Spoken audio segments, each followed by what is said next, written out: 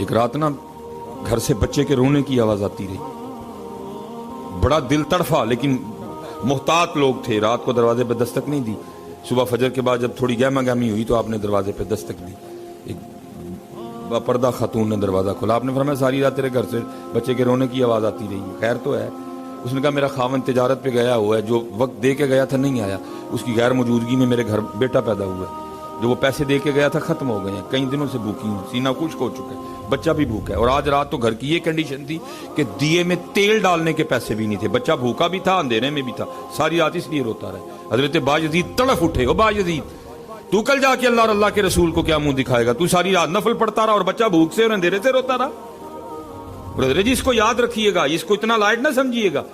حضور نبی علیہ السلام جلوہ گر تھے، صحابہ حاضر خدمت، آپ نے فرمایا اللہ کی قسم وہ مومن نہیں ہے۔ صحابہ تڑف اٹھے، حضور قسم اٹھا رہے ہیں، اللہ کے نبی کو قسم اٹھانے کی کوئی ضرورت نہیں۔ پھر فرمایا اللہ کی قسم وہ مومن نہیں ہے، پھر فرمایا اللہ کی قسم وہ مومن نہیں ہے۔ صحابہ رو کے عرض کرتے ہیں اللہ کے رسول وہ کون ہے جس کے لیے آپ 3 بار قسم اٹھا کے کہہ رہے ہیں وہ مومن نہیں ہے؟ آپ نے فرمایا وہ شخص جس کے کسی کام کی وجہ سے اس کا ہمسایہ پریشان ہو۔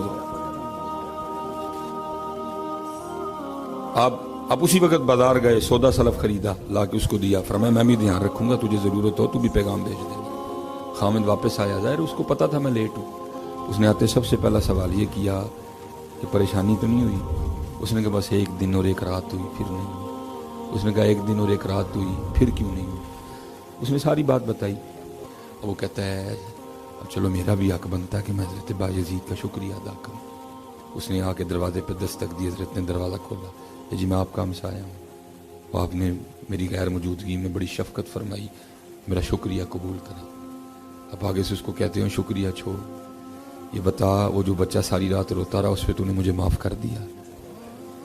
وہ آگے سے کرتا ہے حضرت آپ کیسی بات کر؟ آپ نے فرمایا ہاں، جن سے ہم نے دین پڑھا، انہوں نے جن سے پڑھا ان کو صحابہ کہتے ہیں، اور صحابہ کہتے ہیں حضور نبی علیہ السلام ہمسائے کے لیے اتنی تاکید فرمایا کرتے تھے، ہمیں گمان ہو گیا تھا کہ حضور نبی علیہ السلام ہمسائے کو وراثت میں شریک نہ کر دیں۔ اور باجزید ساری رات نفلیں پڑے اور چھوٹا سا بچہ ساری رات بھوک اور اندھیرے سے روتا رہا، میں کل جا کے اللہ اور اللہ کے رسول کو کیا منہ دکھاؤں گا؟ تو شکریہ کو چھوڑ، بس یہ بتا دل سے معاف کر دیا؟